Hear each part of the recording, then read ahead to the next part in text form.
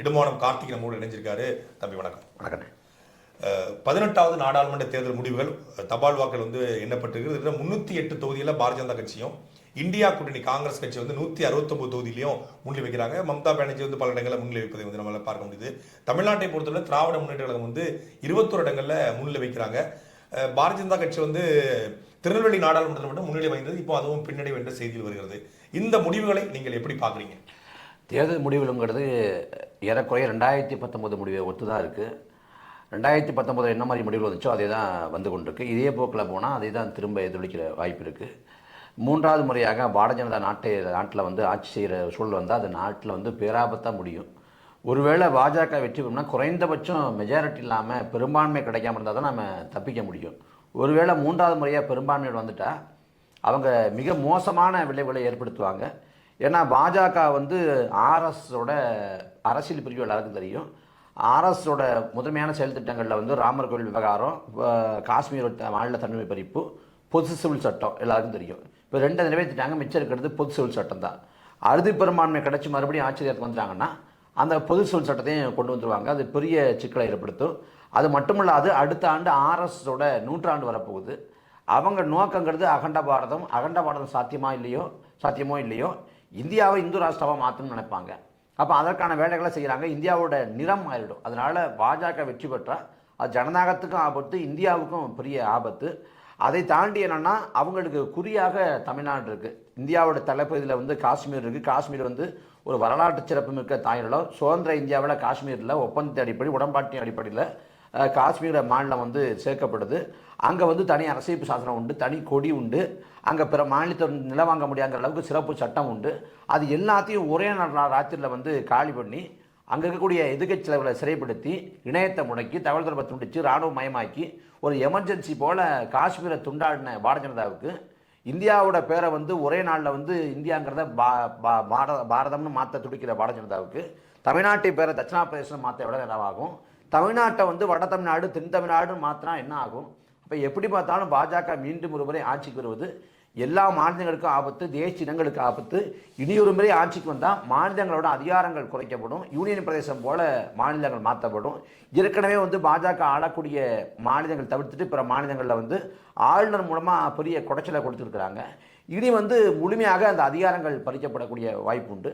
இப்போ பாஜக இதே போக்கு தொடர்ந்தால் பாஜக அறுதி பெரும்பான்மையோட ஆட்சி அமைக்கிற சூழல் உருவாகும். அது ஒரு கெடுவாய்ப்பாக மாறிப்போகும். இந்தியா கூட்டணி வெற்றி பெறும் அப்படின்னு நேற்றைய தினம் அவங்க சொல்லி வந்தாங்க, திமுக தரப்பில் சொல்லி வந்தாங்க. ஆனால் அதற்கான அறிகுறிகள் தென்படலை. ஒருவேளை இந்தியா கூட்டணி வெற்றி பெற்றுச்சுன்னா அது 5 ஆண்டு காலம் வரைக்கும் நிலைக்குமாங்கிற ஒரு கேள்வி இருக்குது. யார் பிரதமர் வேட்பாளர், யார் பிரதமர் அப்படிங்கிற கேள்வி வருது. அதுதான் இந்த கூட்டணியுடைய பின்னணியாக பார்க்கப்படுதா? இந்த பிரதமர் வேட்பாளர் நேரடியாக அறிவித்து தேர்தலை அணுகாதது, அந்த கூட்டணிக்குள்ளேயே ஒரு குழப்பங்கள் இருந்தது. குறிப்பாக மேற்கு வங்காளத்தை பொறுத்தளவில் அங்கே இருக்கக்கூடிய திரிணாமுல் காங்கிரஸ் காங்கிரஸோட கூட்டணி இல்லை. அதே போல் பஞ்சாபை பொறுத்தளவில் ஆம் ஆத்மி அவங்க கூட நேரடியாக கூட்டணி இல்லை. கேரளாவை பொறுத்தளவில் கேரளாவுடைய கம்யூனிஸ்ட் அவங்க கூட அந்த மாநிலத்துக்குள்ள கூட்டணி இல்லை. ஆனால் இந்தியாவுக்குள்ள அவங்க கூட்டணி. இது ஒரு பெரிய அளவில் அவங்களுக்கு ஒரு பின்னடைவாக இருக்கும்னு நினைக்கிறேன். நம்ப முடியுதா? 2019 ராகுல் காந்தியை பிரதமர் வேட்பாளராக முன்மொழிஞ்சது ஐயா ஸ்டாலின் அவர்கள் தமிழ்நாட்டில். முன்மொழிஞ்ச பிறகு தான் எதிர்கட்சிகள் ஒன்று சேராமல் 3வது அணின்னு ஒன்று உருவாச்சு. இந்த முறை போன முறையை விட பலவீனமாக தான் காங்கிரஸ் இருக்குது. அப்போ ராகுல் காந்தியை தேர்தலுக்கு முன்பாக ஏற்பதற்கு எதிர்கட்சிகள் தயாராக இல்லை. மம்தா பானர்ஜி உள்பட பல பேருக்கு இங்கே பிரதமர் கனவு இருக்குது. ஒருவேளை வெற்றி பெற்றால் யார் அப்படிங்கிறப்ப ஒருவேளை வெற்றி பெற்று ராகுல் காந்தியே இருந்தால் கூட அந்த ஆட்சி தொடருமா அப்படிங்கிற கேள்வி இருக்குது. ஏன்னா கடந்த காலங்களில் பார்த்தீங்கன்னா 2090களில் இறுதியில் பார்த்தீங்கன்னா அப்போ முழக்கங்கிறது நல்லாட்சிங்கிற முழக்கம் கிடையாது. அன்னைக்கு நிலையான ஆட்சி வைப்போங்கிற முழக்கம் தான். ஏன்னா எந்த ஆட்சியுமே அறுதி பெரும்பான்மையோட தாக்கு பிடிக்காங்கிற ஒரு சூழல் இருந்துச்சு. இன்னைக்கு அதே போல் அறுதி பெரும்பான்மை கிடைக்காம பாஜக வந்துட்டால் ஓரளவு நாடு தப்பிப்பதற்கான வாய்ப்பு உண்டு. இந்தியா கூட்டணி எந்த அளவுக்கு வெற்றி சாத்தியம்னு தெரியல. ஒருவேளை கெடுவாய்ப்பாக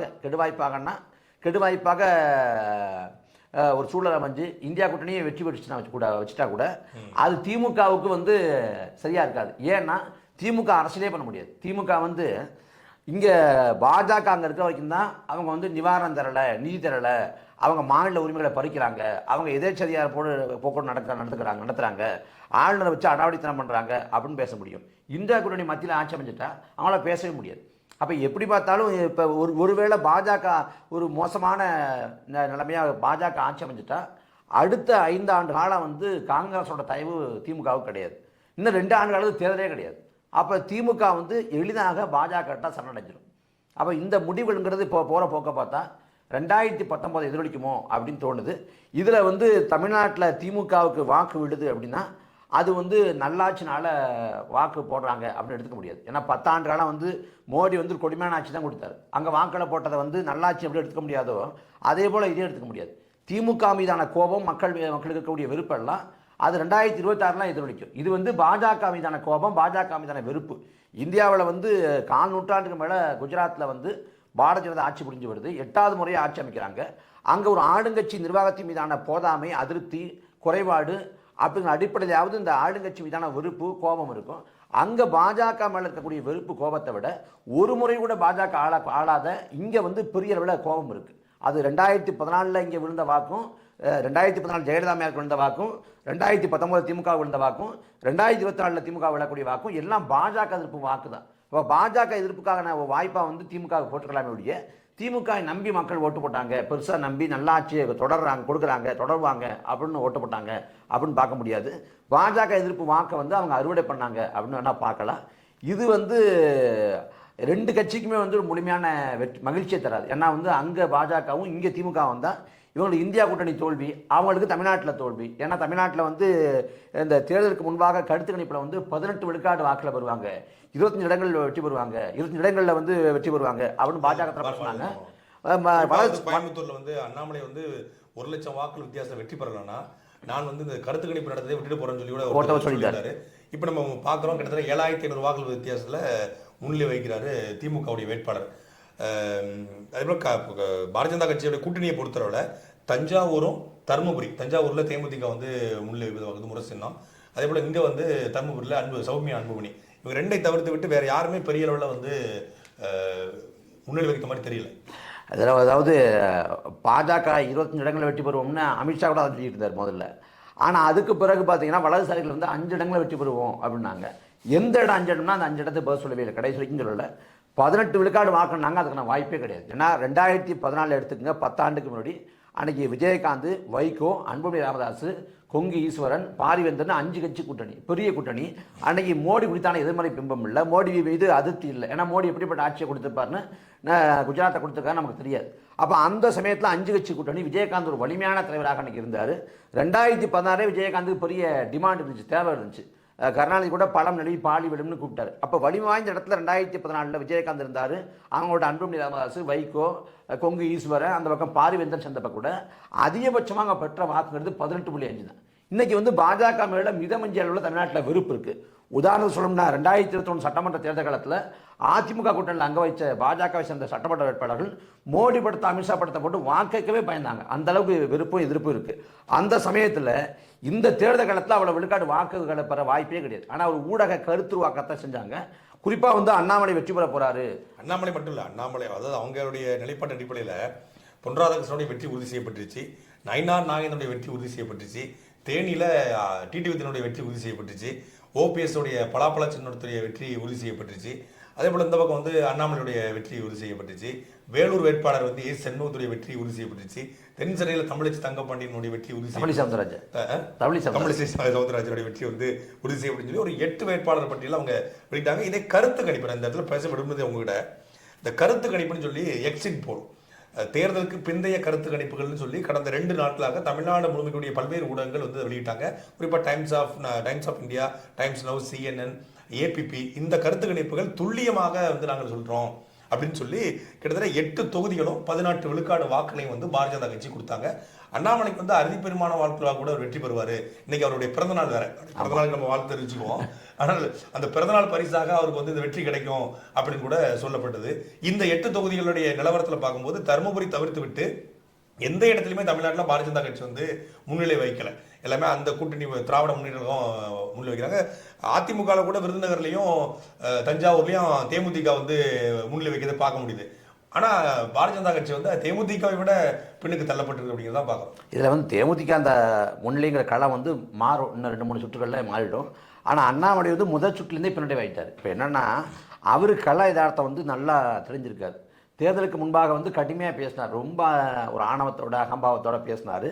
ஆனால் தேர்தல் வாக்குப்பதிவு அன்னைக்கு தேர்தல் வாக்குப்பதிவு முடிஞ்சு 2 நாள் வரைக்குமே எவ்வளவு விழுக்காடு வாக்குப்பதிவாக இருக்குங்கிற விவரத்தை வந்து துல்லியமாக தேர்தல் ஆணையத்தில் சொல்ல முடியல. 1,00,000 ஓட்டு வரை காணும். ஆமாம், அந்த சமயத்தில் வந்து இவர் வாக்குப்பதிவு தொடங்கி ஒரு 3 மணி நேரத்திலேயே 1,00,000 வாக்காளரோட வாக்கை காணும், கிணத்தை காணுங்கிற நிகழ்ச்சி. இந்தியாவிலேயே வந்து வாக்காளர்கள் வந்து ஓட்டு போட்டுட்டு என் ஓட்டை காணும்னு சொன்னது வந்து கோயம்புத்தூர் தான். ஆமாம், என் ஓட்டை காணுங்க அப்படின்னு. அதில் வந்து வாக்காளர் வாக்குகளை காணும் அப்படின்னு அவர் சொன்னார்.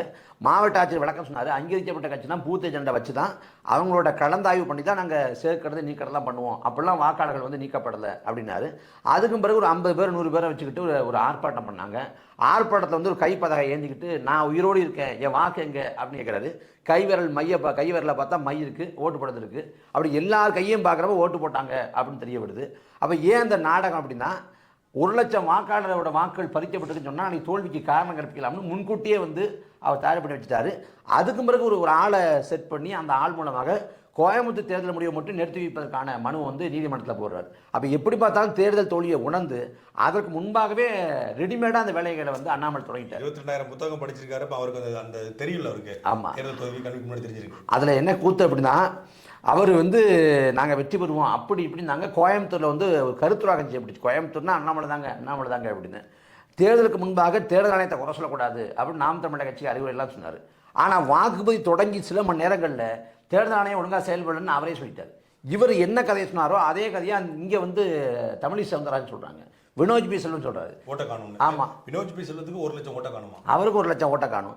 தமிழிசை அம்மா சொல்கிறப்ப சொல்கிறாங்க மறு வாக்குப்பதிவு நடத்தணும் அப்படின்னு. அப்போ தேர்தல் தோல்வியை உணர்ந்து அவங்க முன்கூட்டியே காரணத்தை தயார் பண்ணி வச்சுட்டாங்க. இந்த 20-30 நாட்களாக வந்து இந்த வாக்குப்பதிவுக்கும் இந்த முடிவுக்கும் இடையிலான காலகட்டத்தில் அண்ணாமலை பெரிய அளவில் எங்கேயும் பேச மாத்திரைகளை பெரிய அளவில் இது பண்ணலை. ஏன்னா அவங்களுக்கு யதார்த்தம் என்னன்னு தெரியும். என்ன சொல்லப்போனால் அவங்க மோடியவே ஏமாற்றிருக்காங்க. தமிழ்நாட்டில் வந்து பாஜக 15 இடங்களில் வெற்றி பெறும், 20 இடங்களில் வெற்றி பெறும்னு டெல்லியில் சொன்ன பிறகு தான் கோயம்புத்தூரில் போட்டிட மாட்டேன், ரொம்ப வேலை இருக்குது எனக்கு சொன்ன அண்ணாமலையை போட்டிட வைக்கிறாங்க. தமிழிசை சவுந்தரராஜன் புதுச்சேரி தெலுங்கானா 2 மாநிலத்தை ஆளுநராக இருந்தாங்க. அந்த ஆளுநரை பற்றி ராஜினாமா பண்ண வச்சுட்டு அவங்கள நிற்க வைக்கிறாங்க. அப்போ இவங்க மோடியை ஏமாற்றி அவங்க ஜெயிச்சிரும்னு நம்ப வச்சுருக்காங்க. ஒரு உதாரணம் சொல்லணும்னு நினைக்கிறேன். அண்மையில் வந்து மோடி வந்தப்போ வந்து பாஜகவை சேர்ந்த இளைஞரை போய் மோடியை பார்க்குறாரு. பார்த்த உடனே சொல்கிறாரு, எனக்கு 2 குழந்தை பிறந்திருக்கு, நான் அவங்கள கூட பார்க்க போகாமல் உங்களை பார்க்க வந்திருக்கேன் அப்படின்னு. உடனே மோடி அப்படியே மெய் சிலித்து போய் அப்படியே ஒரு மாதிரி சிலரை சதறை விட்டு ஒரு பதிவு போடுறாரு. இது போன்ற இளைஞர்களால் தான் தமிழ்நாட்டில் வந்து பாஜக வளருது அப்படின்னு. கடைசியாக பார்த்தது அவருக்கு குழந்தையே பிறக்கலையா, கல்யாணம் முடிஞ்சிச்சு அவருக்கு, அது தெரியல. அந்த மாதிரி கதையாக வந்து இவங்க ஒரு கருத்துவாக செஞ்சு மக்களை நம்ப வச்சாங்க. ஆனால் என்ன பண்ணாலும் தேர்தல் முடிவில் வெளிப்படும்ல, அதில் வந்து வெளிப்பட்டுருச்சு. அப்போ பாஜக வந்து மத்தியில் ஆட்சியை பிடிச்சாலும் தமிழ்நாட்டில் ஆட்சி பிடிப்பதற்கான தமிழ்நாட்டில் வந்து ஆட்சியை பிடிக்கிறங்கிற முடக்கத்தை வைக்கிறாங்க. தமிழ்நாட்டில் ஒரு குறைந்தபட்ச அங்கீகாரத்தை கூட பெற வாய்ப்பு இல்லை. நாம் தமிழர் கட்சியை பொறுத்த வரைக்கும் நாம் தமிழர் கட்சிக்கு வந்து ஒரு முக்கியமான தேர்தல் காலமாக இது இருக்கும். நம்ம 2016, 2019, 2021 3 தேர்தல் காலத்தை சந்திச்சிருக்கோம், தனிச்சு போட்டிட்டு இருக்கோம். எந்த தேர்தலும் அளவுக்கு நாம் தமிழர் கட்சி வேட்பாளர் வந்து இந்த முறை வந்து ஒரு இப்போ தஞ்சாவூரை நம்ம பார்க்க முடிஞ்சுது. திமுக வேட்பாளர் 15,000 வாக்களை வாங்கியிருக்கார். நாம் தமிழருடைய ஹிமாயின் வந்து 5,000 வாக்களை வந்து பெற்றிருக்காரு. கிட்டத்தட்ட ஒரு 3 ஒரு பங்கு வாக்களை வந்து முதல் முறையாக பெற்றிருக்காங்க. திருச்சியில் ஜல்லிக்கட்டு ராஜேஸ்வரர் வந்து 2ஆம் இடத்தை தபால் வாக்குகளே வந்து பெறுகிறார். அவர் பெரிய நம்பிக்கையான தேர்தல் அணுகுனார். அப்படி பல்வேறு இடங்களில் நாம் தமிழருடைய வாக்காளர்கள் வேட்பாளர்கள் வந்து ஒரு 5,000 வாக்குகள் 6,000 வாக்குகள் சொல்லி முதல் சுற்றிலே பெற்று முன்னேறுவதை பார்க்க முடியுது. நாம் தமிழர் கட்சிக்கு இந்த தேர்தல் எப்படி இருக்கும்? ஏன்னா மிகப்பெரிய அளவில் வந்து சின்னம் பறிக்கப்பட்டு ஒரு 18 நாட்களில் ஒரு புதிய சின்னம் வந்து கொண்டு போய் மக்கள்கிட்ட சேர்க்கப்பட்டிருக்குது. ஒரு பெரிய மாசா சின்னத்தை கொண்டு போய் சேர்த்ததா கூட பெரிய அளவில் வந்து இந்த சின்னம் மக்கள்கிட்ட போய் சேரல அப்படிங்கிற குறை கூட நாம் தமிழர் கட்சிக்கு உண்டு. அப்போ இந்த தேர்தல் எப்படி இருக்கும் நாம் தமிழர் கட்சியை பொறுத்தவரை? நாம் தமிழர் கட்சிக்கு வந்து நாம் தமிழர் கட்சி குறைந்தபட்ச மைல்கல்லாக அங்கீகரிக்கப்பட்ட கட்சிங்கிற இலக்கை தாண்டும். அதை கடந்து வந்து 2 இலக்கத்தில் வாக்களை பெறுவோம். ஒரு தவிர்க்க இல்லாத ஒரு சக்தியாக நாம் தமிழர் கட்சி இந்த தேர்தல் காலத்தில் மாறும். நம்ம 2016, 2019, 2021 3 தேர்தலை எதிர்கொண்டோம், தனிச்சு போட்டிட்டோம். வாக்கு விழுக்காட்டை பெற்றோம், 1.14, 7ங்கிற அளவுக்கு பெற்றோம். ஆனால் குறைந்தபட்சமாக ஒரு கட்சி அங்கீகரிக்கப்பட்ட கட்சியாகணும் 8 விழுக்காடு வாக்கில் பெறணுங்கிறாங்க. அந்த 8 விழுக்காடுங்கிறத கடந்த முறை நம்ம தொடரலை, இந்த முறையை தொட்டது அதை தாண்டி மேலே நம்ம போயிடுவோம் அப்படின்னு சொல்லலாம். இது வந்து நாம் தமிழர் கட்சி வந்து ஒரு அசாத்தியமான பேராற்றலாக மாறும். இந்த நாம் தமிழர் கட்சி பெறக்கூடிய வாக்கள் வந்து நாளைக்கு வந்து 2026 வந்து பெரிய ஏற்றத்தை நோக்கிய ஒரு பாய்ச்சலுக்கான ஒரு வேல்யூபிளான ஓட்டு தான் பார்க்குறாங்க. ஏன்னா ஓட்டுக்கு பணம் கொடுக்குற கலாச்சாரம் வந்து 1952 தேர்தலேருந்து இருக்குது. ஏன்னா அண்ணாதுரை அதை விமர்சிச்சிருக்காங்க, முத்துராமலிங்க தேவர் விமர்சிக்கிறாரு, அந்த ஓட்டுக்கு பணம் கொடுக்குற கலாச்சாரத்தை அம்பேத்கர் அவர்கள் வந்து விமர்சிக்கிறாங்க.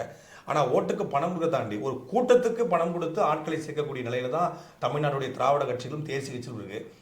எனக்கு தெரிஞ்சு தமிழ்நாட்டு அரசியலில் ஒரு அரசியல் கட்சி தேர்தலில் வந்து இந்த இடத்துல செந்தமிழன் சீமான் பேசுகிறார் அப்படின்னா அங்கே வந்து ஒரு ஆயிரக்கணக்கான மக்கள் கூடுவதை பார்க்க முடியுது. குறிப்பாக கோவில்பட்டியுடைய பொதுக்கூட்டம் வந்து அதுக்கு மிகப்பெரிய சான்று. பெரிய விளம்பரம் இல்லை, 2 நாளில் நடந்த அந்த விளம்பரத்தில் ஒரு பெரிய மக்கள் திரள் வந்து கூடுனாங்க. அப்போ வாக்குக்கு பணம் கொடுக்காம, மக்களுக்கு பணம் கொடுக்காம கிடைக்கக்கூடிய வாக்குகள் வந்து எந்த மாதிரி நீங்கள் பார்க்குறீங்க? ஜனநாயகத்தில் ஒரு மறுமலர்ச்சி அப்படின்னு பார்க்கலாம். இப்போ அண்ணா காலத்தில், காமராசர் காலத்தில், முத்துராமலிங்க காலத்தில் வாக்கு காசு கொடுக்கப்பட்டுச்சு. எங்கே கொடுக்கப்பட்டுச்சுன்னா, ஒரு முக்கியத்துவம் வாய்ந்த தலைவர் பெருமக்கள் போட்டி போடுறாங்கன்னா அவங்கள வீழ்த்துறதுக்கு காசு கொடுத்தாங்க. அது வந்து பொதுமைப்படுத்தப்படலை, அங்கங்கே இருந்துச்சு. ஆனால் இந்த தேர்தல் காலத்தில் சமகாலத்தை பொறுத்த வரைக்கும் தமிழ்நாட்டோட 234 சட்டமன்ற தொகுதினா, 40 பார்லிமெண்ட் தொகுதினா எல்லா இடத்துலையும் கொடுக்குறாங்க. கிராமங்கள், நகரங்கள்னு கடைக்கோடி வரைக்கும் காசு கொடுத்து மக்களை வந்து அதுக்கு பழகிட்டாங்க. அப்போ வந்து பணம்ங்கிறது பிரதான காரணியாக இருக்குது. ஒரு தேர்தல்னா, சட்டமன்ற தேர்தல்னா 30 லட்சமாக நம்ம சொல்கிறாங்க செலவு பண்ணலாம், தேர்தல் ஆணையம் விதி வச்சிருக்கு. பார்லிமெண்ட் தேர்தல் 70 லட்சம் சொன்னாங்க, இப்போ 90 லட்சமாக மாற்றிருக்காங்க. 90 லட்சங்கிறது ஒரு தேர்தலுக்கு பண்ணுற செலவாக சொல்கிறாங்க. ஆனால் இவங்க 20 கோடி 30 கோடியை பண்ணுறாங்க. வாக்கு காசு கொடுத்து மக்களை திரட்டி பணம் வந்து முதன்மையான காரணியாக இருக்குது. அப்போ பணம் முதன்மையான காரணியாக இருக்கக்கூடிய இந்த காலகட்டத்தில் அந்த இவங்க சொல்கிற அந்த 90 லட்சம் கூட செலவு பண்ணாமல் எந்த தொகுதியும் செலவு பண்ணி அதான் ஒருத்தர் கேட்டிருந்தாரு, எப்படி வச்சாலும் ஒரு தொகுதிக்கு 50 லட்ச ரூபா தேவைப்படும் குறைந்தபட்சம். அப்போது நீங்கள் 40 தொகுதி எடுத்துட்டீங்கன்னா கிட்டத்தட்ட அது வந்து அதுவே வந்து ஒரு 20 கோடி ரூபாய்க்கு மேலே வந்து தேவைப்படுது. அப்போ 20 கோடி ரூபாய் சீமானுக்கு யார் கொடுத்தது? 20 கோடி நம்ம செலவு பண்ணோம். நம்ம அவளுக்கு இங்கே காசு மட்டும் இருக்குது. இப்போ தொகுதிக்கு நம்ம பார்லிமெண்ட் தொகுதி 10 லட்சம்னாலே பெரிய விஷயம். அப்போ இந்த தேர்தல் காலத்தில் வந்து காசு கொடுக்காம மக்கள்கிட்ட போய் வாக்கெட்டு மக்கள்கிட்ட வந்து விழிப்புணர்வு ஏற்படுத்தி அவங்களோட அரசியல்படுத்தி அவங்களோட நன்மதிப்பு பெற்று விழுக்காடு வாக்கிழப்படுறதே ஒரு அசாத்தியமான மாற்றம். போன முறை நினைக்கிறேன் 2019 நினைக்கிறேன் விவாதத்தில் உட்காந்துருக்க புதிய தமிழ் தொலைக்காட்சி விவாதத்தில் உட்காந்துருக்கிறப்ப இந்த பக்கம் அமமுக சேர்ந்த உட்காந்தாங்க, இந்த பக்கம் அதிமுக சேர்ந்த உட்காந்தாங்க. இடைவெளி எப்போ சொல்கிறாங்க, டிடிவி தினகரன் வந்து ஒரு தொகுதிக்கு வந்து 20 கோடி கொடுத்தாரு, இவங்க ஒழுங்காக செலவு பண்ணல அப்படின்னு. உண்மையாக சொல்கிறாங்களா நக்கல் பண்ணுறாங்களாங்கிற அளவுக்கு நான் வியந்து பார்த்தேன். அப்போ அவ்வளவு கோடியை வந்து கொட்டி வைக்கிற காலத்தில் நாம் கோடிகள் இல்லாமல் மக்கள்கிட்ட வந்து கொள்கையை கொண்டு போய் சேர்த்து நம்ம வாக்களிப்படுறங்கிறது ஒரு அசாத்தியமான மாற்றம். இந்திய பெருநிலத்திலே இப்படிப்பட்ட ஒரு மாற்றத்தை வந்து எந்த கட்சியும் ஏற்படுத்தலை. திமுக வந்து நேற்று தொடங்கப்பட்ட இயக்கமும் இந்த நாள் தொடங்கப்பட்ட இயக்கமும் இல்லை. திமுக தொடங்கப்பட்டு ஏறக்குறைய வந்து 75 ஆண்டுகளத்தை நெருங்கிட்டோம். 1949 தொடங்கப்பட்டு 2024 நிற்கிறோம். ஆனால் நாம் தமிழக கட்சி தொடங்கப்பட்டு 14 ஆண்டுகள் தான் ஆகுது. திமுக வந்து ஆட்சி அதிகாரத்தை பிடிக்கிறப்ப 67 ஆட்சியை பிடிக்கிறப்ப அண்ணா சொல்கிறாங்க, நாம் இன்னும் பல காலம் பக்குவப்பட்டு போராடி பண்பட்ட பிறகு ஆட்சியை பிடிச்சிருக்கலாம், குறுகிய காலத்தில் ஆட்சியை பிடிச்சிட்டோம் அப்படின்னாரு. அப்போ 14 ஆண்டுகாலத்தையே குறைவான காலகட்டம், குறுகிய காலகட்டம்னு அண்ணா சொன்னார்னா, நாம் தமிழர் கட்சி 14 ஆண்டுகாலத்திலேயே இவ்வளவு பெரிய வளர்ச்சி பெற்றிருக்கு. வரும் காலம் நாம் தமிழர் கட்சிக்கான காலமாக இருக்கும் அப்படின்னு நம்ம நம்பலாம். இந்த தேர்தலை பொறுத்தளவில் ஒரு தேர்தல் பிரச்சாரங்களே வந்து கடுமையான மோதல் இருந்தது. குறிப்பாக வந்து பாரதிய ஜனதா கட்சியை வந்து தமிழ்நாட்டில் நேரடியாக வந்து அண்ணன் சீமானவர் வந்து தாக்கி வந்து கடுமையான விமர்சனம் பண்ணி வச்சாங்க. அண்ணாமலை வந்து 2024 நாடாளுமன்ற தேர்தலுக்கு பிறகு நாம் தமிழர் கட்சி இல்லாமல் போயிடும் அப்படிங்கிற ஒரு வார்த்தையை வந்து தேர்தலுக்கு முன்னாடி சொல்லியிருந்தார். அவர் வந்து சின்னத்தை குறிவித்து சொன்னாரா, இல்லை என்ஐஏவை குறிவித்து சொன்னாரா, இல்லை வந்து நாம் தமிழர் கட்சியுடைய வாக்கு எண்ணிக்கையை வச்சு குறிவித்து சொன்னாரான்னு தெரியல. எதை அவர் மீன் பண்ணியிருப்பார்? 2024 நாடாளுமன்ற தேர்தல் முடிவுக்கு பிறகு நாம் தமிழ் கட்சி காணாமல் போக போதா, இல்லை அண்ணாமலை காணாமல் போனாரா அப்படிங்கிறது தான் இப்போ இருக்கிற செய்தியாக. ஆமாம், அண்ணாமலைக்கு வந்து மிஞ்சி போனால் அவருக்கான காலக்கெடுங்கிறது 2 ஆண்டு அவருக்கான நாட்கள் எண்ணப்படுது. 2026 சட்டமன்ற தேர்தல் வரைக்கும் அதிகபட்சமாக இருக்கலாம். அதுக்கு பிறகு தூக்கி எறியப்படுவார். அவர் தூக்கி எறியப்பட்டு மாநில தலைவர் பொறுப்பை விட்டு இறக்கப்பட்டால் தமிழ்நாட்டு ஊடகங்கள் கண்டுகொள்ளாது. அவர் பேசுகிற பேச்சுகள், அவர் ட்விட்டரில் போடுற செய்திகள் எதுவுமே பேசுபொருளாகாது. அவர் வந்து ஒரு கட்சியோட மாநில தலைவர் பொறுப்பில் தற்காலிகமாக இருக்கார். ஆனால் நாம் தமிழக கட்சி 2026 பிறகு 2036 பிறகும் 2046 பிறகும் இருக்க தான் போகுது. அந்த இதே போல் அகம்பாவம் கொண்டு ஆணவம் கொண்டு பேசிய பல பேரை வந்து தமிழ்நாட்டு அரசியல்களம் பார்த்துருக்கு. அந்த வரிசையில் வந்து அண்ணாமலையில் ரொம்ப சின்ன பையன், அவருக்கு வந்து அரசியலில் பெரிய அனுபவம் கிடையாது. மிஞ்சி போனால் ஒரு 4 வருஷம் 5 வருஷம் இருக்கும் அப்படின்னு நினைக்கிறேன். ஒரு ஆர்வம் மிகுதியில் 2020 தான் அவர் வந்து கட்சியில் சேரும். ஆமாம், ஆர்வம் மிகுதியில் அவர் வந்து பணம் இருக்கிறதால, அதிகார பணம் இருக்கிறதால என்ன வேணாலும் பேசலாம்ங்கிற துணிச்சலில் பேசுகிறாரு. இப்போ இந்த தேர்தலில் வரக்கூடிய முடிவுகள் வந்து அண்ணாமலைக்கு பெரிய அடியாக அமையும். இதோட வாயை மூடிடுவார், அந்தளவுக்கு பேச மாட்டார். இந்த பாஜக குறித்து போலியாக உருவாக்கப்பட்ட இந்த கருத்துருவாக்கங்களும் உடஞ்சி போகும். நாம் பாஜக எதிர்ப்பை பொறுத்த வரைக்கும் அண்ணன் சீமானவர்களும் வலிமையாக பாஜக எதிர்ப்பை வந்து இந்த காலத்தில் வச்சாங்க. இன்றைக்கி மட்டும் இல்லை, 10 ஆண்டுக்கு முன்னாடி மோடி பிரதமர் வேட்பாளராக முன்மொழியப்பட்ட காலகட்டத்தில் குஜராத் மாடல் அப்படின்னு பரப்புரை செய்யப்படுது. குஜராத் வளர்ச்சி பெற்ற மாநிலம், மோடி வந்து ஒரு வளர்ச்சியின் தூதுவர், வளர்ச்சியின் நாயகன் அப்படின்னு சொல்கிறாங்க. அந்த சமயத்தில் வந்து தமிழ்நாடு முழுக்க இன்னைக்கு திமுக கூட்டணியில் இருக்கக்கூடிய வைகோ, கொங்கு ஈஸ்வரன் போன்ற ஆட்கள் மோடியை வீசுகிறது, மோடி நல்லாட்சி கொடுத்தார் குஜராத்தில் அப்படின்னு பரப்புரை செய்கிறாங்க.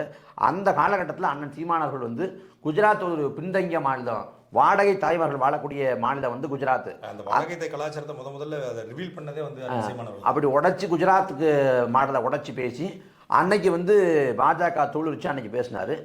ராஜபக்சே எப்படி அந்த நிலத்தில் வந்து தமிழ் மக்களை கொண்டு வச்சானோ அதே போல் மோடி ஒரு இனப்படுகொலையாளர் அப்படின்ற கருத்தையும் அண்ணன் சீமான் அவர்கள் வலியுறுத்தி பேசியிருந்தாங்க. அதோட தொடர்ச்சியாக சமரசம் இல்லாமல் நம்ம பாஜக எதிர்த்து வர்றோம். தமிழ்நாட்டில் வந்து மோடியா இந்த லேடியா ஜெயலலிதாமையார் கேட்கறதுக்கு முன்னாடியே மிக தீவிரமாக பாஜக எதிர்ப்பை முன் வச்சது நாம் தமிழர் கட்சி தான். அதோட வரிசையாக அதோட தொடர்ச்சியாக வந்து இந்த தேர்தல் காலத்தையும் நாம் பேச்சிருக்கோம். அவங்க வட மாநிலங்களில் வந்தால் வெற்றி பெறலாம், மத்தியில் கூட ஆட்சியை பிடிக்கலாம், எந்த காலத்தையும் தமிழ்நாட்டில் வந்து ஆட்சியை பிடிக்க முடியாது அப்படி என்பதற்கான சான்றாக இந்த தேர்தல் காலமும் இருக்கும்னு நாம் நம்பலாம். மிக முக்கியமான ஒரு செய்தியை நம்ம பார்க்க முடியுது. சிதம்பரம் மற்றும் விழுப்புரம் 2 தொகுதிகளிலுமே வந்து விசிகாவுடைய வேட்பாளர் வந்து பின்னடைவு ஏற்பட்டிருக்காங்க. அதிமுக முதல் சுற்றில் முன்னிலை வைக்கிறாங்க. விசிகாவை பொறுத்தளவில் வந்து இந்த கூட்டணிக்குள்ளே வந்து அவங்க வந்து தயங்கி தான் போன மாதிரி இருந்துச்சு. இந்த முறை வந்து ஒரு ரொம்ப ஸ்ட்ராங்கான ஒரு கூட்டணியாக அது அமையலை. ஏன்னா அவங்க 4-5 தொகுதிகள் கேட்டதாகவும் கடைசியாக 2 தொகுதி கொடுக்கப்பட்டதாகவும், அப்புறம் வந்து இந்த ஆதவ் அர்ஜுன் அவர்களை வந்து முன்னிறுத்ததாகவும் அவங்க பொது தொகுதி கேட்டாங்க. ஆதவ் அர்ஜுனை வந்து ஏற்றுக்கொள்ள முடியாதாக திமுக சொன்னதாகவும் பல அளவில் வந்து பேச்சுவார்த்தை நடந்தது. கடைசியாக திரும்பி மீண்டும் அதே வேட்பாளர் வந்து களமிறுத்தப்பட்டாங்க. மரியாதைக்குரிய ரவிக்குமாரும் திருமாவர்களும் ஈடுபட்டாங்க. இப்போ 2 பேருமே பின்னடைவு செஞ்சிருக்காங்க. இதை நீங்கள் எப்படி பார்க்க? இது இந்த மாறும் நினைக்கிறேன், வரக்கூடிய சுற்றுகளில் மாறலாம் அப்படின்னு நினைக்கலாம். ஏன்னா பெரிய அளவில் எல்லாரும் சொல்கிறப்ப வந்து விசிகா வெற்றி பெற்றோம், பெருசாக ஒன்றும் சிக்கல் இருக்காது. போன முறை வந்து திருமாவளவன் வெற்றி பெறதுக்கு வந்து ராத்திரி வரைக்கும் இழுபறியாகவே போய் கொண்டுருச்சு. குறைந்த வாக்குகள் தான், மிக சொற்பமான 1,00,000 வாக்குகள் வெற்றி பெறுவார் கூட காலையில் செய்திகளை பார்க்க முடியும் அப்படி சொல்கிறாங்க. ஆனால் வெற்றி பெற்று வாருது அப்படின்னு தான் எல்லாருமே சொல்கிறாங்க. அதனால் கள சூழல் மாறும் அப்படின்னு நினைக்கலாம். இது ஒரு வியப்பு நம்ம கவனிக்கணும். ஏன்னா சமூக நீதி பேசக்கூடிய கட்சி அப்படிங்கிறாங்க. அண்ணன் திருமா வந்து பானை சின்னத்தில் போட்டி போடுறாரு. உதயசூரியன் சின்னத்தில் போட்டி போட்டால் அந்த வெற்றி வந்து எளிதாக கிடைச்சிருது. பானை சின்னத்தில் போட்டி போடுறப்ப அந்த வெற்றி வந்து எளிதாக கிடைக்க மாட்டேங்குது. அப்போ வாக்காளர்கள் வந்து திமுகவோட வாக்காளர்கள் தான், அதே கூட்டணி தான், அதே நோக்கம்தான், அதே பாஜக வீழ்த்தங்கிற எண்ணம் தான். ஆனால் பானை சின்னத்தில் நின்னா மட்டும் வாக்கள் குறையுது, உதயசூரியன் சின்னத்தை மட்டும் இருந்தா மட்டும் வாக்கள் தங்கு தடையில்லாம விடுதுன்னா சின்னத்திற்கு வாக்களிக்கிற எண்ணம் வந்து இன்னும் மக்கள் மனதில் எடுத்துக்கணும். திமுக வந்து ஒத்துழைக்கல அப்படின்னு ரெண்டுமே தான் எடுத்துக்கணும். இதில் வந்து சின்னங்கிறது வந்து நாம் தமிழர் கட்சிக்கு தான் பெரிய களத்தில் வந்து சின்ன ஒரு பிரச்சனையே இல்லாமல் இருந்துச்சு. ஏன்னா நாம் தமிழர் கட்சிக்கு வாக்கு செலுத்தணும்னு நினைச்ச மக்கள் எந்த சின்னமாக தான் ஓட்டு போடுவேன் அப்படின்னு போனாங்க. அது கருத்தியலுக்கான வாக்கு. ஆமாம், இப்போ திமுக கூட்டணியை பொறுத்த வரைக்கும் பானை சின்னத்தில்னா வாக்கு குறையும், உதயசூரியன் சின்னத்தில்னா வாக்கு விடும். அதிமுக பொறுத்த வரைக்கும் அந்த ரெட்டலையை பறித்து வேற ஒரு கட்சி கொடுத்தாங்கன்னா, வேற ஒரு ஆள் கொடுத்தாங்கன்னா, அதாவது ஓபிஎஸ்க்கோ, டிடிவிக்கோ, சசிகலாவுக்கோ, தீபாவுக்கோ கொடுத்தா எடப்பாடிக்கு விழக்கூடிய வாக்கெல்லாம் அப்படியே மாறி போகும். அப்போ அங்கே சின்னத்துக்கு வாக்காக இருக்குது. நாம் தமிழர் கட்சியை பொறுத்த வரைக்கும் கோட்பாடுக்கு, கொள்கைக்கு விழுந்த வாக்காக இருக்குது. அவ்வளோதான் வேறுபட பார்க்குறேன். பாரதிய ஜனதா கட்சியின் சார்பாக ஒரு பெரிய கூட்டணி வந்து உருவாக்கினாங்க. கிட்டத்தட்ட 10-11 கட்சிகளுடைய கூட்டணி. திமுகவுக்கு இணையான ஒரு கூட்டணி, அதாவது கூட்டணியுடைய எண்ணிக்கை அடிப்படையில் திமுகவுக்கு இணையான கூட்டணியாக அது சொல்லப்பட்டது. குறிப்பாக அமமுகவுடைய தலைவர் டிடிவி தினகரன் அவர்கள் வந்து நேரடியாக பாரதிய ஜனதா கட்சியால் பாதிக்கப்பட்டவர். உண்மையிலேயே அவர் வந்து அவருடைய சின்னம் பறிக்கப்பட்டது, அவர் கைது செய்யப்பட்டார். இன்னொன்று, அவர் கட்சி தொடங்குவதற்குமே வந்து பாரதிய ஜனதா கட்சி தான் ஒரு மூல காரணம் அமைந்தது. ஏன்னா அவர் சின்னமா என்று அவர்களால் கொண்டாடப்படக்கூடிய சசிகலா அவர்கள் வந்து கைது செய்யப்பட்டது. அது அவங்க பதவியேற்புக்கு முதல் நாள் கைது செய்யப்பட்டது. இதுக்கு பின்னாலையும் பாரதிய ஜனதா கட்சி தான் இருந்தா சொன்னாங்க. தொடர்ச்சி அவர் மீது வழக்கல் போடப்பட்டு அவர் வந்து தேர்தல் ஆணையத்துக்கு வந்து லஞ்சம் கொடுக்க பார்த்தாருன்னு சொல்லி ஒருத்தர் கைது செய்யப்பட்டு சிறையில் இருக்காரு. இப்படி பல நெருக்கடிகளை கொடுத்த கட்சியோட ஒரு கூட்டணி வச்சாரு. சிஏஏ, என்பிஆர், என்ஆர்சி குறித்து யாருக்காவது சந்தேகங்கள் இருந்தால் நான் தெருவில் இறங்கி நடந்து அந்த சந்தேகங்களை விளக்குறேன் அப்படின்னு பாரதிய ஜனதா கட்சி சொல்லாத செய்தியை கூட அவர் சொல்லிட்டு இப்போ அவர் பாரதிய ஜனதா கட்சியில ஒரு முகமாக மாறி போயிட்டாரு. அவர் நிச்சயமாக வெற்றி பெறுவார் அப்படின்னு விட இப்போ வந்து தங்க தமிழ்ச்செல்வன் வந்து அங்கே முன்னிலை வைக்கிறாரு. இதை எப்படி பார்க்குறீங்க? அதில் வந்து கருத்து கணிப்பில் வந்து பாஜக ஆட்கள் வெற்றி பெறுவாங்க அப்படின்னு சொன்னால் வந்து சௌமியா அன்புமணி, டிடிவி தினகரனுக்கு கொஞ்சம் வாய்ப்பு இருக்குது அப்படின்னாங்க. மற்ற யாருக்கும் வாய்ப்பு இல்லை, வெற்றி பெற்று அவங்க வெற்றி பெறலாம் அப்படின்னாங்க. ஆனால் அதில் டிடிவி தினகரன் வந்து இப்போ பின்னடைவுங்கிறது புதுசாக தெரியுது. அதே போல் வந்து உத்தரப்பிரதேசத்தில் வந்து இந்தியா கூட்டணி முன்னிலை வைக்கிறதா சொல்கிறாங்க. உத்தரப்பிரதேசத்தில் தான் பாஜகவோட அந்த மதத்துவேச அரசியலுக்கான விதையே இப்போ போடப்படுது. பாஜகங்கிற இயக்கம் 1980 தொடங்கப்பட்டு 84 2 இடங்களில் வெற்றி பெறாங்க. அதுக்கும்போது ராம ஜென்ம பூமியை மீட்கணும், அயோத்தி நிலம் எங்களுக்கு தான் சொந்தம் அப்படின்னு அவங்க முழக்கத்தை வச்ச பிறகு அதில் 100 இடங்கள் வரைக்கும் வெற்றி பெறாங்க. அப்புறம் பாபர் மசூதி இடித்த பிறகு ஒட்டு மொத்தமாக அவங்க ஆட்சியே பிடிச்சிடுறாங்க. அப்படி அவங்க அரசியலுக்கான ஒரு அடித்தளமாக இருந்த நிலம் வந்து உத்தரப்பிரதேசம். இப்போ ராமர் கோயிலில் இந்த தேர்தலில் திறந்துருக்காங்க. பேசுகிறப்பையும் மோடி வந்து 300 இடங்களில் வெற்றி பெறலைன்னா ராமர் கோயிலை பூட்டிடுவாங்க, ராமர் கோயிலை இடிச்சிடுவாங்க, ஜெய் ஸ்ரீராம் சொன்னால் கைது பண்ணிடுவாங்க அப்படின்னு ராமரை முன்னாடி தான் பேசினார். அப்போ அந்த ராமர்னு சொல்லி அரசியல் செய்யப்பட்ட உத்தரப்பிரதேசத்தில் வந்து இன்றைக்கி இந்தியா கூட்டணி வந்து அதிகப்படியான இடங்களை பெறுங்கிறப்ப அந்த இந்த சுற்றுகளில் இருக்கிறப்ப அது வியப்பாக இருக்குது. இல்லை டிடி தினகரனை பொறுத்த வரைக்கும் அவர் கொள்கை கோட்பாடோ எதுவுமே அவர் கிடையாது. அவர் வந்து சசிகலா மேலே சிறைக்கு போகிறப்ப கட்சியையும் ஆட்சியை வந்து டிடி தினகரன்ட்ட ஒப்படைச்சிட்டு போனாங்க. ஒப்படைச்சு போன பிறகு இவர் ரெண்டையுமே பறி கொடுத்துட்டாரு. பறி கொடுத்த பிறகு அம்மா மக்கள் முன்னேற்ற கழகம்னு தற்காலிகமாக ஒரு கட்சியை பதிவு பண்ணார். பதிவு பண்ண கட்சி என்ன பண்ணது தெரியாமல் போட்டி போட்டார். இப்போ இந்த தேர்தலில் அவருக்கு எந்தவித ரோலும் கிடையாது, என்ன பண்ணுறதே தெரில. அதனால் அவர் வழி இல்லாமல் தன்னை வந்து வீழ்த்திய பாஜகட்ட போய் சரணடைச்சிட்டாரு. இது வந்து என்ன சொல்கிறது, இது வந்து வளமையான திராவிட இதில் டிடிவிலாம் பண்ணதில் ஒரு வியப்புக்கான இடம் இல்லை. ஒரு 5 இடங்கள்ல அதிமுக கூட்டணி வந்து முன்னிலை வைக்கிறத பார்க்க முடியும். குறிப்பாக விருதுநகருடைய வேட்பாளர் விஜய பிரபாகரன். அதோட பின்னணி நம்ம என்னென்னு புரிஞ்சுக்க முடியுது. அவருடைய ஒரு அனுதாப வாக்கள், விஜயகாந்த் மீதான ஒரு கிரேஸ் வந்து அவருக்கு வாக்காக மாறிக்கலாம். கிட்டத்தட்ட 8000 வாக்களை இது வரைக்கும் அவர் பெற்றிருக்காரு. அது போலவே ஒரு 4-5 வேட்பாளர் வந்து அதிமுகவில் முன்வைக்கிறார். அதிமுக இந்த முறை வந்து குறைந்தபட்சம் ஒரு 5-8 தொகுதி வெல்லும் அப்படிங்கிறது பொதுவான கருத்து கணிப்பாகவே இருந்தது. அதிமுகவுக்கு இந்த தேர்தல் எப்படி இருக்குன்னு நீங்க பாக்குறீங்க? தேர்தலுக்கு முன்னாடி என்ன சொன்னாங்க அப்படின்னா, அதிமுகவுக்கு 5 இடம் வரைக்கும் 5-8 வரைக்கும் கிடைக்கலாம் அப்படின்னாங்க. அப்புறம் தேர்தலுக்கு பிந்தைய காலகட்டத்தில் வந்து கள்ளக்குறிச்சி போன்ற தொகுதிகள் தான் வந்து அதிமுக வெற்றி பெறும் சொல்லப்படுது. ஆனால் தேர்தலுக்கு பிந்தைய இதில் வந்து அதுவும் இழுபறியாக இருக்குது, வாய்ப்பு இல்லை அப்படின்னு சொல்கிறாங்க. விஜய பிரபாகரனை பொறுத்த வரைக்கும் அங்கே இங்கே சொன்னது போல் விஜயகாந்துக்கான அனுதாப வாக்குகள் தான். அவர் பரப்புரைச்சிறப்பே வந்து எங்கள் அப்பாவோட ஆன்மா சாந்தி அடையணும்னா ஓட்டு போடுங்க அப்படி தான் கேட்டு வாக்கு கேட்டார். அதனால் விழுந்திருக்கலாம். ஆனால் வந்து வரக்கூடிய சுற்றுகளில் வந்து அது மாறுவதற்கான வாய்ப்பு இருக்குது. இது முதற்கட்ட சொன்னால நீங்கள் சொன்ன மாதிரியே சிதம்பரத்தில் வந்து மீண்டும் திருமாவளவன் வந்து முன்னிலை வைக்கிறதே பார்க்க முடியுது 2ஆம் சுற்று வரும்போது. ஆமாம், திருமாவளவனை பொறுத்த வரைக்கும் அவருக்கு வெற்றி பெறுவதில் இந்த தடவை பெரிய சிக்கல் இருக்காது அப்படின்னு சொல்கிறாங்க. ஒருவேளை அங்கே போட்டி போடக்கூடிய ஆட்கள் மாறி இருந்தால் அதிமுகவும் பாஜகவும் ஒரே கூட்டணியில் இருந்தால் அவருக்கு சிக்கலாக இருந்திருக்கும் அப்படிங்கிறத வந்து அவங்க தரப்பிலே சொல்கிறாங்க. அதனால் இந்த தடவை வந்து விசிகாவுக்கு அண்ணன் ரவிக்குமாரோ அண்ணன் திருமாவோ வெற்றி பெறத்தில் அவங்களுக்கு பெரிய சிக்கல் இருக்காது. போன முறை வரை ராத்திரி வரைக்கும் இழுபறியாக போகாது அப்படின்னு நினைக்கலாம். மற்றபடி ஏறக்குறைய 2019 நடந்த அதே தாக்கம் தான் இந்த முறை வரப்போகுது. இதில் கூடுதலாக என்னென்னா பாரதிய ஜனதா அறுதி பெரும்பான்மை பெருமா பெறாதா அப்படிங்கிற கேள்வி இருக்குது. இந்த தமிழ்நாட்டை பொறுத்த வரைக்கும் மாறும்போது இப்போ நம்ம இங்கே முதல்ல 200 சுற்றுகள் 200 இடங்களில் முன்னிலை வைத்த பாரதிய ஜனதா கட்சி இப்போ 293ஆகவும், காங்கிரஸ் கட்சி வந்து கிட்டத்தட்ட 218 இடங்களில் வராங்க. அது பெரிய லெவலில் வந்து நீங்க இருக்காது அப்படின்னு தோணுது. பெரிய 400+ அப்படின்னு அவங்க சொன்னது வந்து இருக்காது. ஆமாம், பெரிய இடைவெளி இல்லாமல் இப்போ இருக்குது. வரக்கூடிய சுற்றுகளில் வந்து எப்படி இது மாறும் தெரியல. மாறினா இந்தியா கூட்டணி வெற்றி பெறும்னா அவங்க காங்கிரஸோட தலைமை அலுவலகத்தில் கொண்டாட்டத்துக்கு தயார் பண்ணி லட்டுகள்லாம் ஆர்டர் பண்ணியிருக்காங்களாம். தமிழ்நாட்டிலே ஆர்டர் பண்ணியிருக்காங்களாம். என்ன நடக்க போகுது அப்படின்னு தெரில. ஆனால் அந்தளவுக்கு போகிற போக்க பார்த்தா அப்படியே தலைகீழாக புரட்டி போட்டு பாஜக வீழ்த்திட்டு இந்தியா கூட்டணி மேலே வருமா அப்படின்னு தெரியல. இருந்தாலும் பாஜக என்ன சொல்கிறது, நமக்கு ரெண்டுமே பேய் பிசாசாக இருக்குது. இது பண்ணாலும் இதாக இருக்குது. எப்படி மாறும் தெரியல. இது வந்து இந்த முடிவு அப்படியே தலைகீழாக மாறும் அப்படின்னு தோணல. ஏன்னா பெரும்பாலும் வந்து காலைல 10 மணி 11 மணிக்கு என்ன முடிவு இருக்கோ அதை நோக்கி தான் பெரும்பாலும் போகுது. அந்த தொகுதிகளில் கொஞ்சம் மாறுபாடு இருக்கக்கூடிய விட இப்போ யார் வரக்கூடாதுங்கிறது தான் நாம் தமிழ் கட்சியுடைய தேர்தல் பிரச்சாரமாக இருந்தது. காங்கிரஸ் வரணுங்கிறத காங்கிரஸ் வந்து இனப்படுகொலை செஞ்சுருக்காங்க. அவங்களும் ஊழல் செய்த கட்சி தான். அவங்களுடைய தந்தையாக கொண்டாடப்படுகிற ராஜீவ்காந்தி மீது கூட பல்வேறு விமர்சனம் உண்டு. போபஸ் தொடங்கி பீரங்கி ஊழல் வரைக்கும் எல்லாம் உண்டு. ஆனாலும் கூட பாரதிய ஜனதா கட்சியுடைய ஆட்சியினுடைய இந்த 10 ஆண்டு கால தாக்கம் வந்து மிகப்பெரிய அளவில் ஜனநாயகத்துக்கு எதிராக அமைந்திருக்கிறது. ஒட்டுமொத்த இந்தியாவுடைய பன்முகத்தன்மையை கேள்விக்குரிய மாதிரி உச்சபட்சமாக போய் காங்கிரஸுக்கு வாக்கு செலுத்தினால் இந்து பெண்களுடைய தாலியை கழட்டி கொண்டு போய் இஸ்லாமியிட்ட கொடுத்துருவாங்க. 2 இரவு மாட்டம் வந்து இது வந்து 1950 காலகட்டத்தில் திமுகவுடைய தேர்தல் பிரச்சாரமாக கம்யூனிஸ்ட் நோக்கி இருந்ததாக சொல்லுவாங்க. அதாவது நம்ம 2 ஆட்டுக்குட்டி இருந்தால் ஒரு ஆட்டுக்குட்டியை கம்யூனிஸ்ட்காரன் பிடிங்கி கொண்டு போய் அட்டையை கொடுத்துருவான், நல்லா அவனுக்கு ஓட்டு போடாத.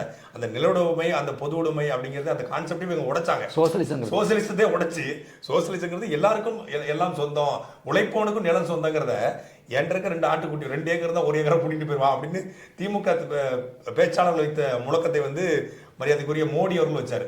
அப்ப அதெல்லாம் வந்து ஒரு ஜனநாயகத்துக்கே எதிராக இந்தியாவுடைய செகுலரிசம் அப்படிங்கிற அந்த கான்செப்டுக்கே எதிராக இருந்ததாக தான் இப்போ பார்க்கப்பட்டுச்சு. தொடர்ச்சியா வந்து பேச்சாளர்கள் கைது செய்யப்பட்டாங்க, சமூக ஆர்வலர்கள் கைது செய்யப்பட்டாங்க, எழுத்தாளர்கள் கைது செய்யப்பட்டாங்க, ஸ்டான் சாமி போன்ற மனிதநேய ஆர்வலர்கள்லாம் வந்து மக்களுக்காக போராடினவங்க வந்து கைது செய்யப்பட்டு சிறையிலே வந்து மரணிக்கிற சூழல் ஏற்பட்டது. அப்போ இது வந்து ஒரு பெரிய அளவில் இந்தியாவை வந்து பின்னோக்கி சொல்லும். பெண்களுக்கு பாதுகாப்பட்ட தேசமாக இந்தியா உருவாகிறது. குறிப்பாக மோடி ஆட்சியில் வந்து 33 விழுக்காடு பெண்களுக்கு எதிரான குற்றங்கள் வந்து நடந்திருப்பதாக தேசிய குற்ற ஆவண காப்பகம் சொல்லுது. அப்போ இதெல்லாம் வந்து இந்தியாவை வந்து பின்னோக்கி தள்ளும் அப்படிங்கிறது தான் நாம் தமிழ் தேர்தல் பிரச்சாரமா இருந்தது. இப்போ பாரதிய ஜனதா கட்சி 302 இடம், மீண்டும் மோடி, வேண்டும் மோடி அப்படின்னு அவங்க வச்ச முழக்கம் வந்து வெற்றி பெற்றிருக்கிறதா? 2014 வந்து இன்னைக்கு பேசுற மாதிரி மோடி பேசல. இன்னைக்கு இந்த தேர்தல் காலத்தில் வந்து முதற்கட்டத்தில் பேசுகிற மோடி ஒரு மாதிரி பேசினார். அடுத்தடுத்த கட்டங்களில் மோடியோட பேச்சே மாறிடுச்சு. கடைசியில் வந்து ஒரு பாஜகவை சேர்ந்த ஒரு 3ஆம் தர 4ஆம் தர ஒரு பேர் வழியை பேசினா எப்படி பேசுவாரோ அதே போல் எல்லையெல்லாம் பேசிட்டார். அதாவது ஒரு பதவி பிரமாணம் எடுத்திருக்க அரசியலமைப்பு சாசனப்படி அதுக்கு மதிப்பளித்து ஒரு மாண்போடு பேசணும். எல்லா மக்களுக்கும் தான் ஓட்டு போட்டவங்க ஓட்டு போடாதவங்கன்னு எல்லாருக்கும் தான் அவர் பிரதமர். ஆனால் அவர் அந்த மாண்பே குலைக்கிற விதத்தில் வந்து மத துவேஷத்தோடு இஸ்லாமிய விருப்பையும் இஸ்லாமிய துவேஷத்தையும் விதைக்கிறது போல் பேசினார். முதல் கட்டத்தில் வந்து அந்தளவுக்கு பேசலை. போக போக போக போக முழுக்க மதம் சார்ந்த பேச்சாக இருந்துச்சு. ஆனால் 2014 10 ஆண்டுக்கு முன்னாடி மோடி என்ன பேசினான்னு பார்த்தா இப்படிலாம் பேசலை. அன்னைக்கு வந்து காங்கிரஸ் ஊழல் பண்ணிடுச்சு, நாங்கள் வந்தோம்னா ஊழல் இல்லாத ஒரு சமூகம் படைப்போம், நாங்கள் கருப்பணத்தை மீட்டெடுப்போம், நாங்கள் வந்து விவசாயிகளுக்கு வந்து லாபத்தை பெற்று தருவோம், குறைந்தபட்ச ஆதரவு விலையை உறுதிப்படுத்துவோம், ஆண்டொன்றுக்கு 2 கோடி பேருக்கு வேலை உருவாக்கும்னு சொல்லிட்டு ஒரு வளர்ச்சி நாங்கள்தான் 2014 முன்னெடுத்தப்பட்டார். இன்றைக்கி 2024 பேசுகிற பேச்சு 2014 மத வெறியோட பேசியிருந்தாருன்னா அன்னைக்கு பாஜக வந்திருக்குமா மோடி வந்திருக்குமாங்கிறதே சந்தேகம். அப்போ இந்த தேர்தல் காலத்தை முழுக்க மதம் சார்ந்த பரப்பை முன்னெடுக்கப்பட்டுச்சு. நீங்கள் 2019 பார்த்தா தெரியும். 2019 மோடி என்ன சொன்னார்னா, நான் வந்து பிரதமர் இல்லை, என்ன பிரதமர்னு சொல்லாதீங்க, நான் ஜவுகிதாரு, நான் நாட்டின் காவலாளி அப்படின்னாரு. இந்த தேர்தலில் நான் வந்து மனுஷனே இல்லை, நான் மனித பிறவி இல்லை, நான் பரமாத்மா, பயாலஜிக்கல் பிறப்பு இல்லை, நான் பயாலஜிக்கலாக பிறக்கலைங்கிறது. இது என்ன மாதிரி பேச்சுன்னு தெரியல. அப்போ இங்கே வந்து நம்பக்கூடிய கூட்டம் தானே. ஏன்னா தலையிலேருந்து பிறந்தவன் வந்து பிராமணன், தோல்லேருந்து பிறந்தவன் வந்து சத்திரியன், துணையிலேருந்து பிறந்தவன் வைசியன், காலிலேருந்து பிறந்தவன் வந்து சூத்திரன் அப்படின்னு சொல்லி பிறப்பின் அடிப்படையிலே வந்து தலையிலேருந்து ஒருத்தன் பிறக்க முடியும்னு சொல்லி பிரம்மாவுடைய தலையிலேருந்து ஒருத்தன் பிறக்க முடியும்னு நம்புறவங்க பயாலஜிக்கல் பெருத்து இல்லைங்கிறத நம்ப தானே செய்வாங்க. ஆமாம், அந்த மக்களின் விழிப்புணர்வு அப்படி. தமிழ்நாட்டில் அதை பேசியிருந்தாங்கன்னா கை கொட்டி சிரிச்சிருப்பாங்க. தமிழ்நாட்டு மக்கள் வந்து ஏளனம் செஞ்சுருப்பாங்க. அவர் தெளிவாக தமிழ்நாட்டில் வந்து இந்த மதம் சார்ந்த பரப்பையோ மற்ற எதையுமே வைக்கல. சரியாக அந்த முதற்கட்டம் முடிஞ்ச பிறகு அங்கே போன பிறகு கண்ணாப்பண்ணு பேச ஆரம்பிச்சிட்டாரு. மதம் சார்ந்த பரப்புரை, மதம் சார்ந்த வெறுப்பு பேச்சுகள் அப்படி பேச ஆரம்பிச்சிட்டாரு. அது அவங்களுக்கு கை கொடுக்கும் அப்படின்னு நம்புறாங்க. பிரசாந்த் கிஷோர் சொன்னது போல் 2014 இந்த தேர்தல் காலத்தை வைத்துட்டு எல்லா காலத்தையும் இதான் அவங்க பேசியிருக்காங்க. ஏன்னா அவங்களோட அடிப்படை கோட்பாடே இதுதான் அப்படின்னு அவங்க இதுக்கு போயிட்டாங்க. எப்படி கடந்த காலத்தில் வந்து ஒரு ஆர்எஸ்காரன் பேசுவாரோ அதே பேச்சு வந்து வெளிப்படையாக மோடி பேச தொடங்கிட்டாரு. அங்கே வந்து மக்கள்கிட்ட வந்து கல்வி, வேலைவாய்ப்பு, பொருளாதாரம், உட்கட்டுமானம், சுகாதாரம் இது குறித்தான விழிப்புணர்வு இல்லை. மக்களுக்கு வந்து அபரிமிதமான மதம் சார்ந்த நம்பிக்கைகள் உண்டு. அந்த மதம் சார்ந்த நம்பிக்கை உணர்வுகளை தூண்டிவிட்டு வாக்களை அறுவடை பண்ணலாம்ங்கிற கடைசி யுக்தியை வந்து கையெழுத்துச்சு. ஒரு கட்டத்தில் வந்து பாகிஸ்தான் வந்து ராகுல் காந்தியை பிரதமராக்க விரும்புது அப்படின்லாம் சொல்கிறாரு. இந்தியாவே விரும்பலை, இந்தியா கூடனே விரும்பலை, ஆனால் பாகிஸ்தான் விரும்புது அப்படின்னு தான் மோடி பேசியிருந்தார். அப்போ வளமையான அவங்களுக்கான ராமர் பாகிஸ்தான் அதை பேசியிருந்தாலுமே 285 தொகுதிகளில் 3வது முறையாக இந்தியாவில் ஒருத்தர் வந்து பிரதமராக வாய்ப்பு இருக்குது. 285 தொகுதிகளில் வந்து முன்னிலை வைக்கிறாங்க. இது மாறக்கூட செய்யலாம். ஆனால் 285ங்கிறது ஒரு மாஸ் தான். அவங்க நீங்கள் நம்ம எவ்வளோ விமர்சனங்களை வச்சாலும், மணிப்பூர் கலவரமாக இருக்கட்டும், சாக்சி மாலிக் போன்ற விளையாட்டு வீராங்கனைகளுடைய குற்றச்சாட்டாக இருக்கட்டும், உத்தரப்பிரதேச நடந்த பாலியல் வன்கொடுமைகளாக இருக்கட்டும், ஒடுக்கப்பட்ட மக்கள் மீது நிகழ்த்தப்பட்ட வன்முறையாக இருக்கட்டும், இது எல்லாமே இருக்குது. கிட்டத்தட்ட ஓராண்டு காலம் விவசாயிகள் வந்து கடுமையான ஒரு பணியில் வந்து வேளாண் மசோதா திட்டத்தை எடுத்து போராடிக்கிட்டு இருக்காங்க. இந்தியா முழுக்க வந்து பல்வேறு குற்ற சம்பவங்கள் வந்து நிகழ்ந்திருக்கிறது, மத ரீதியான துவேஷங்கள் நடந்திருக்கிறது. இது எல்லாம் நடந்தும் கூட மீண்டும் பாரதிய ஜனதா கட்சியை வந்து ஆதரிக்கிற ஒரு கூட்டம் இருக்குல்ல.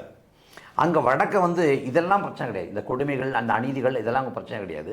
அவங்களுக்கு ராமர் கோயிலுங்கிற விவகாரம் போதும். அவங்க கடல்களில் போயிட்டு கிருஷ்ணர் பிறந்தன்னு சொல்லி மயிலகால் தடவை வந்து கொண்டாடுறாங்க. ஆமாம், அவங்க சனாதனம்னா அவங்களுக்கு போதும். அப்போ அந்த மக்களோட அந்த நம்பிக்கை, அந்த விழிப்புணர்வு இல்லாத தன்மையை பயன்படுத்தி கொண்டு பாஜக ஆட்சிக்கு வரதுக்கு இந்த வேலைகளை செய்யுது. எந்த நாட்டின் தலைவராவது நான் பயாலஜிக்கலாக பிறக்கலை அப்படின்னு சொல்லுவார்? அப்படி பேச்சை பேசுவாங்களே? ராமர்னு நம்ம கொண்டாடுற கடவுள் கூட அயோத்தியில் பிறந்தார், அதுவும் கோசலை வயிற்றில் தான் பிறந்தாருங்கிறாங்க.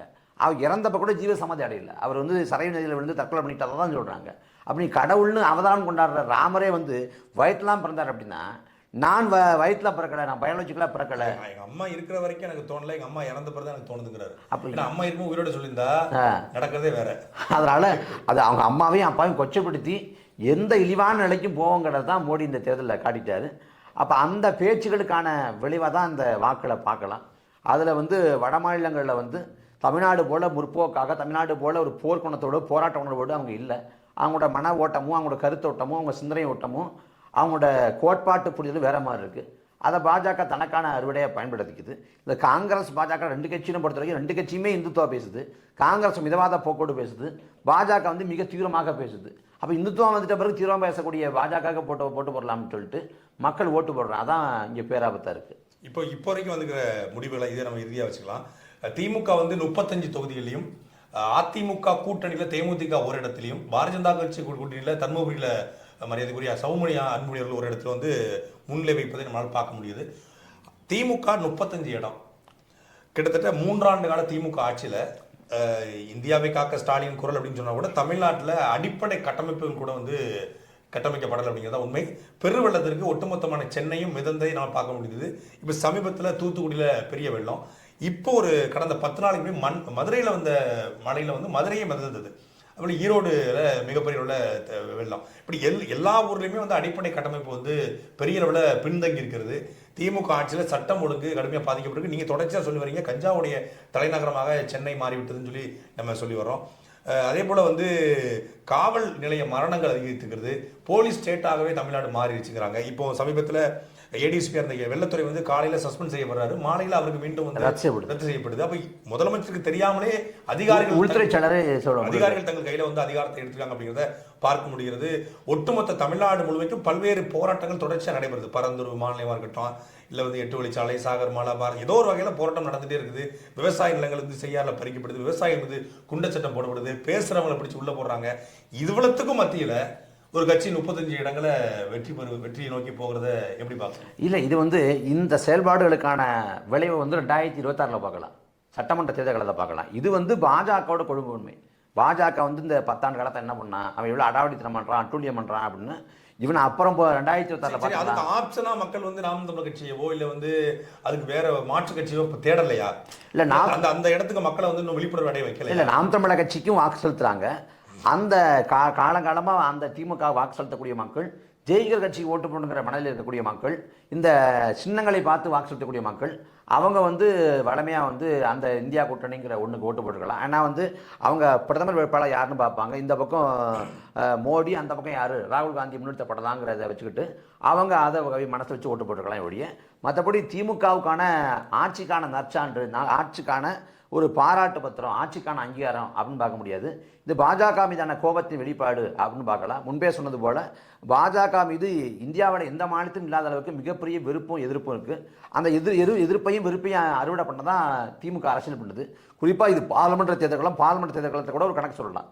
ஆனால் 2021 சட்டமன்ற தேர்தல்களத்தில் கூட அதிமுக பேசுகிறத விட பாஜகவை தான் திமுக அதிகம் பேசிச்சு. ஏன்னா இங்கே பாஜக எதிர்ப்பு வாக்கு வங்கி அதிகமாக இருக்குங்கிறதுனால அது வந்து திமுகவை கை கொடுத்துக்கலாம்னு நினைக்கிறேன். நிறைய கருத்துக்களை வந்து அரங்கத்துக்கு வந்து உங்களுடைய நேரத்தை ஒதுக்கியிருக்கீங்க. தொடர்ந்து நம்ம கவனிப்போம். பாரதிய ஜனதா கட்சி வந்து மீண்டும் ஆட்சி செய்ய போகிறதா, இல்லை வந்து காங்கிரஸ் வெளில போகிறதா, இல்லை நாம் தமிழ் கட்சி தமிழ்நாட்டை எந்த அளவுக்கு தாக்கத்தை ஏற்படுத்த போகுது அப்படிங்கிறத தொடர்ந்து பார்ப்போம். ரொம்ப நன்றி.